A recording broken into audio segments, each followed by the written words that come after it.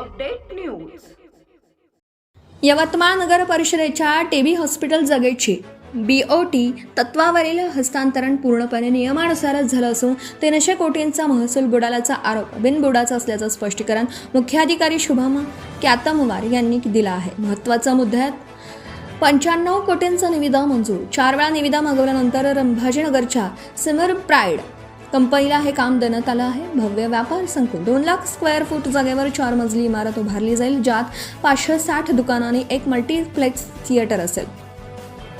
नगर परिषदेला दरवर्षी 2 ते 3 कोटी रुपये कर मिळणार असून 2570 स्क्वेअर फूटचा एक हॉलही मिळणार आहे। गेल्या 27 ते 30 वर्षांपासून येथे व्यवसाय करणाऱ्या दुकानदारांसाठी या संकुलात दुकाने राखून ठेवली जातात।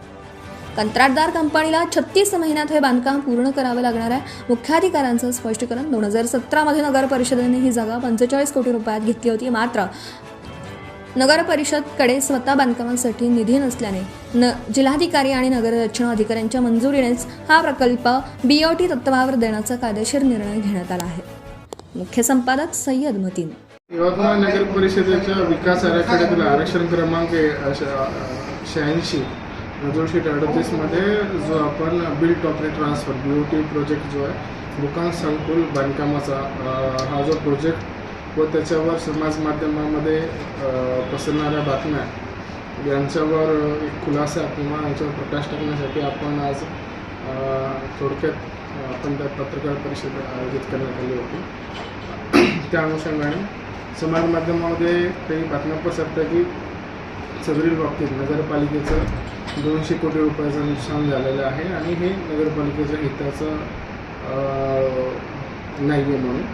तर एक आपल्याला इथे सांगू इच्छितो की सदरील जे BOT प्रोजेक्ट आहे त्याला माननीय महाराष्ट्र नगरविकास विभाग किंवा आपण महाराष्ट्र शासन म्हणू शकतो त्यांची परवानगी आहे 90 वर्षासाठी करण्यासाठी, आणि परवानगी अन्वयच आपण जे आहे ते प्रोग्रेसिव्ह निविदा आपण काढली होती। त्याच्यामध्ये 90 कोटी रुपये अंदाजित आपल्याला प्रीमियम मिळणं अपेक्षित होतं। तर आपल्याकडे बिडारने 95 कोटी रुपये जे आहेत त्याची बोली लावली, म्हणून त्यांना आपण याच्यामध्ये आपण यांना पात्र केलेलं आहे, पूर्ण निकषासहित पात्र केलेलं आहे। आणि साधारणतः 95 कोटी प्रीमियम नगरपालिकेला भरल्यानंतर अंदाजित 150 कोटी रुपये त्यांना जे आहे सदरील कन्स्ट्रक्शन कॉस्ट जी आहे ती प्रकल्पासाठी लागणार आहे। त्याच्यामुळे 300 कोटीचा आकडा हा कुठल्या माध्यमातून आला त्याच्याबद्दल आम्हाला प्रशासनाला काही बोध होत नाही, कारण की हे जो 90 कोटीचे व्हॅल्युएशन निघालं होतं ते त्रिस्तरीय समिती माननीय जिल्हाधिकारी, माननीय सहाय्यक संचालक नगर रचना आणि मुख्याधिकारी नगर परिषद यवतमाळ यांच्या संयुक्त समिती जी आहे शासनाने जी निर्धारित केलेली आहे त्यांच्या अध्यक्षतेखाली हे 90 कोटीचं जे आहे व्हॅल्युएशन निघालं होतं व त्या 90 कोटी रुपयाला शासनाची मान्यता जी आहे ती दिसून येते।